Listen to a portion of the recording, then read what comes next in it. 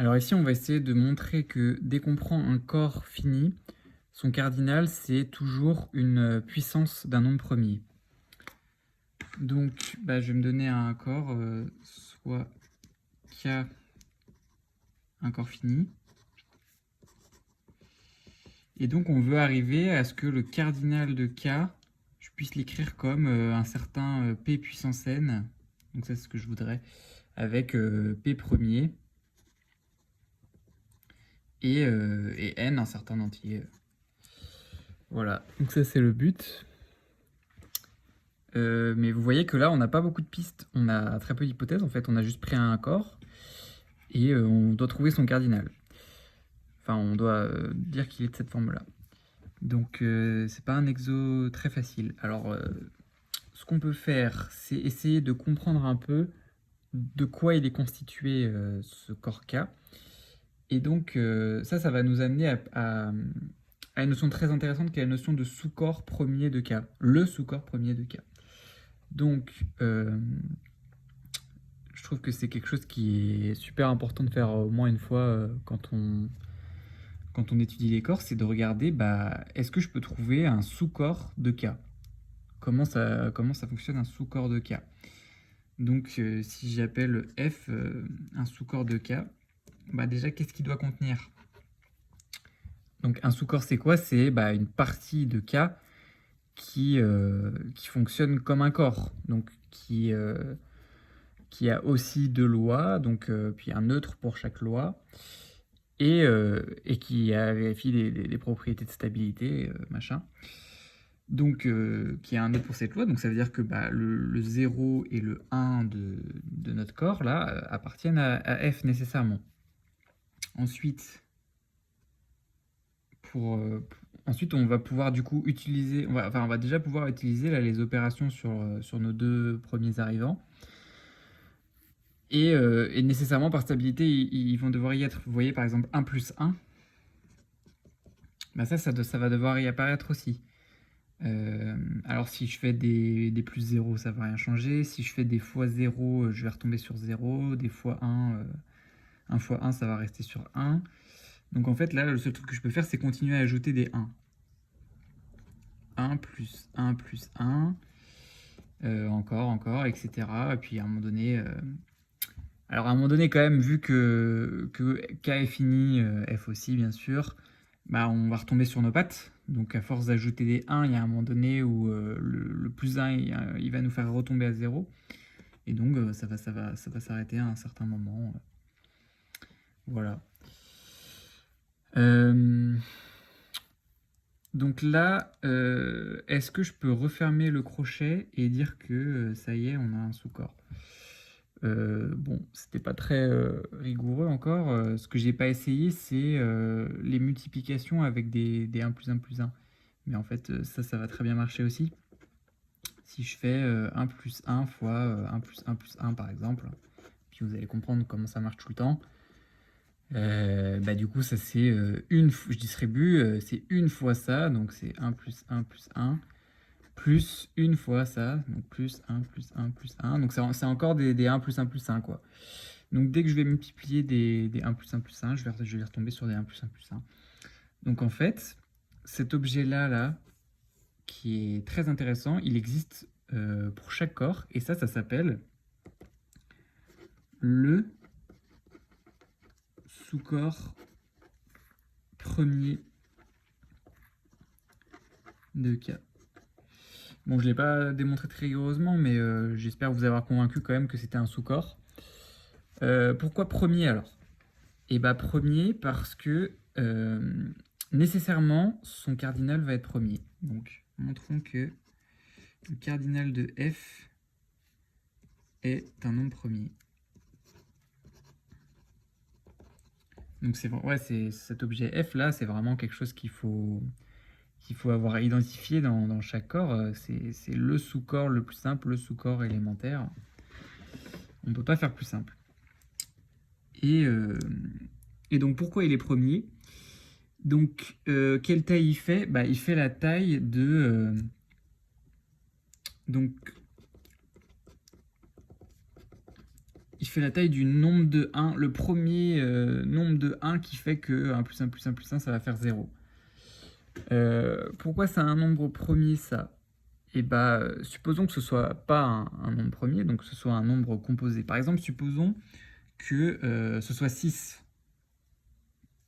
Donc ce soit au bout de 6 plus 1, 1 plus 1 plus 1 plus 1 plus 1 plus 1, soit au bout de 6 plus 1 qu'on arrive à 0 pour la première fois. Bon, bah donc 6 c'est un nombre composé, donc effectivement ça veut dire que je peux faire des paquets de 2, par exemple, et ça tombe juste. Je peux faire 3 paquets de 2. Mais du coup, ça, je peux le réécrire comme... Donc j'ai 3 paquets de 2, donc ça c'est égal à 1 plus 1 plus 1, c'est-à-dire 3 entre guillemets, fois 1 plus 1. Vous voyez, quand je redistribue, là, j'ai 1 fois ça, plus 1 fois ça, plus 1 fois ça. Égal à 0. Donc là, j'ai un produit qui est égal à 0, et donc ça veut dire nécessairement que l'un vaut 0. Pourquoi? Parce que eh ben, on est dans un corps, donc je peux simplement diviser par l'un des deux. Ils sont tous inversibles, donc enfin un corps est intègre si vous voulez, donc il y en a forcément un des deux qui est nul. Et donc ça contredit ce que j'ai dit au début, comme quoi 6 était le plus petit nombre qui nous est retombé à 0, puisque en fait ce sera plutôt 3 ou 2. Donc ce plus petit nombre là, c'est forcément un nombre premier. Et ce plus petit nombre, ça correspond exactement au cardinal de f, donc P égale cardinal de f est bien premier. Voilà. Donc ça, c'est pour ça qu'on l'appelle le sous-corps premier de K. Un peu une brique élémentaire de notre corps K. Et là, on en a fini pour cette étude de ce sous-corps-là. Et en fait, on a presque fini l'exo. Parce que vous pouvez vous en douter, mais en fait, c'est pour ça que je l'ai appelé P, hein, c'est que le nombre premier en question qu'on cherche là, bah, c'est justement ça. Donc maintenant, ce qui nous reste juste à l'étape clé, qui n'est pas forcément évidente à voir, c'est en fait de considérer K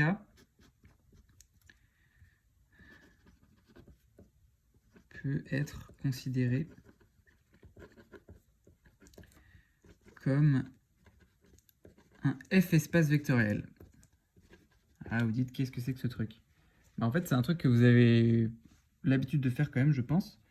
Vous l'avez déjà fait avec C. Bon, alors, vous allez me dire, C, c'est pas encore fini, mais c'était la même chose.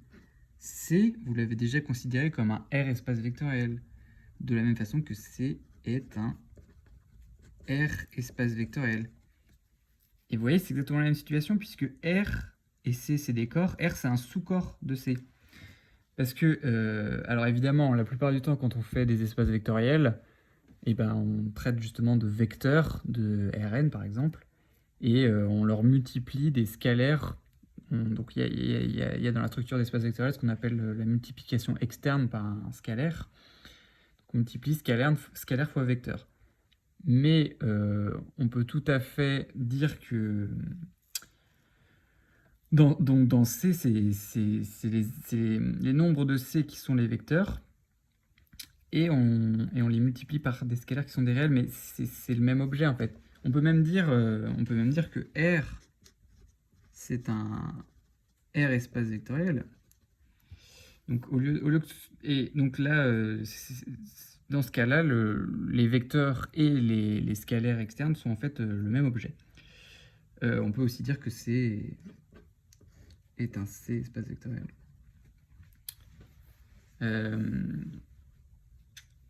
Et vous voyez que, parce que pour être un espace vectoriel, il faut que cette multiplication externe par un scalaire soit stable, donc reste dans l'ensemble. Bah là, si la multiplication externe, elle se fait avec des éléments qui sont déjà du corps, évidemment que ça va marcher. Donc C, je peux le considérer comme un R espace vectoriel, et vous savez que bah, C, c'est vect de 1i. Donc quand je vais multiplier juste ces deux nombres complexes-là par des réels, je vais générer tous ces. Donc c'est un R espace vectoriel de dimension 2. Et donc C, il est isomorphe à R carré. Et bah évidemment, l'isomorphisme derrière ça, bah c'est l'isomorphisme qui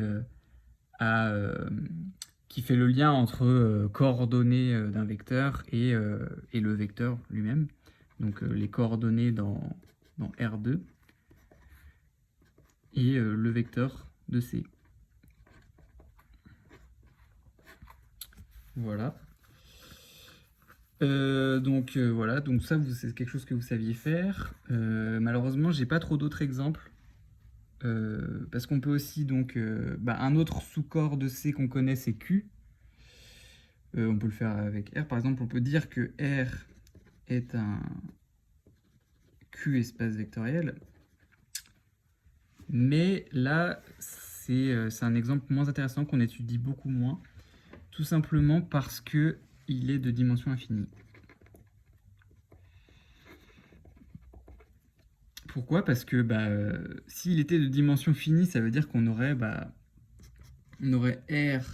isomorphe à Q puissance un certain n, avec n la dimension de R en tant que Q espace vectoriel. Mais sauf que ça, vous voyez bien que ça pose problème, puisque pour des raisons de dénombrabilité, Q puissance n c'est dénombrable, Q est dénombrable, Q puissance n est dénombrable, R l'est pas, donc ça c'est pas possible. Ce qui veut dire que c'est de dimension infinie. Et c'est la même chose avec C en tant que Q espace vectoriel. Mais bon, voilà, toute cette aparté pour vous dire qu'en fait, vous l'avez déjà fait, vous savez le faire, de considérer un corps comme un espace vectoriel sur un de ses sous-corps. C'est exactement ce qu'on va faire ici, parce que vous voyez, ça va nous donner pile ce qu'il nous faut. Donc, K peut être considéré comme un F espace vectoriel. Et donc, K est isomorphe à F à une certaine puissance n, où n égale la dimension de K en tant que F espace vectoriel. Et pourquoi ça appartient bien à n? Parce que, alors que vous voyez ici, j'avais une dimension infinie, c'est parce que évidemment on est dans le cas des corps finis. Donc le problème que j'avais avec R comme QEV, je peux pas l'avoir ici. Évidemment, la dimension ne peut que être finie. Donc K est isomorphe à F puissance n, donc cardinal de K égale cardinal de F à la puissance n égale P puissance n. Voilà. Donc vous voyez, une fois qu'on a... Si je vous avais donné cet exo alors que vous aviez déjà identifié cette histoire de sous-corps premier et que vous étiez un peu à l'aise avec le fait de considérer les espaces vectoriels sur différents corps comme ça, franchement l'exo est pas difficile. Peut-être que vous l'avez démontré différemment si vous l'aviez déjà vu, notamment quand j'exhibe le sous-corps premier là, je l'ai fait un peu à la main de façon intuitive. Il y a une manière qui est plus rigoureuse mais moins facile à comprendre. C'est de considérer le morphisme canonique, donc phi k. Morphisme canonique, vous savez, qui va de Z dans K et qui a un entier associé n associe n fois le neutre.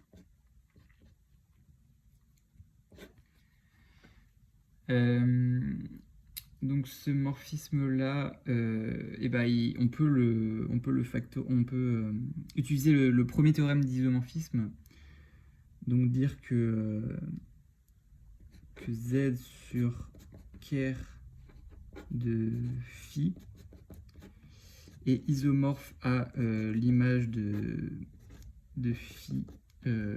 phi bar. Donc là j'ai factorisé, donc ça c'est via phi bar. Je sais pas si vous avez vu ce théorème, donc j'ai quotienté par le noyau, donc c'est injectif, et puis à l'arrivée j'ai restreint à l'image, donc c'est bijectif.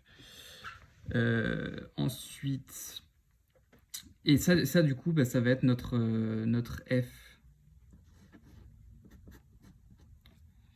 Si vous regardez phi k et que vous l'appliquez au premier élément, vous allez tomber sur le f qu'on a donné là.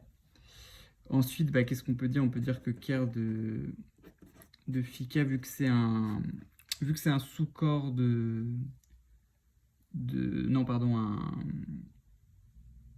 alors je vais dire un sous-groupe de z, il s'écrit de la forme oui, parce que ça c'est simplement un morphisme de groupe. J'avais parlé de sous-corps, mais z n'est pas un corps. Donc c'est un sous-groupe de z, donc il est de la forme pz, avec p un certain entier.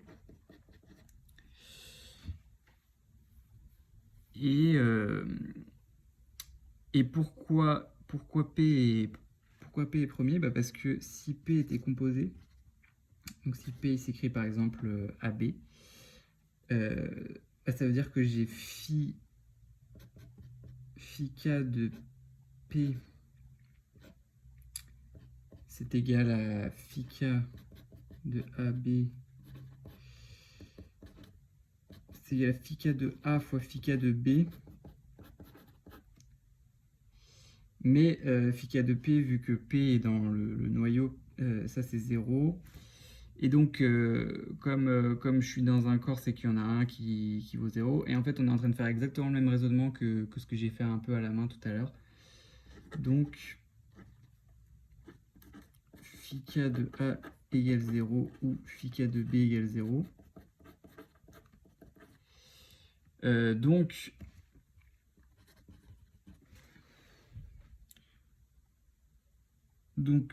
P divise A ou P divise B.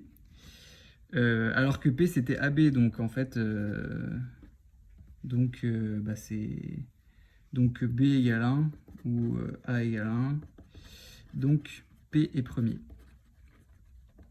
Voilà, donc là, ça c'est une manière plus rigoureuse, mais un peu moins claire quand même de ce qui se passe, de justifier qu'il y a bien un sous-corps F, un sous-corps de K F de cardinal P premier, qu'on appelle le sous-corps premier de K, mais que j'ai trouvé beaucoup plus naturel, si c'est la première fois, de détailler comme ça.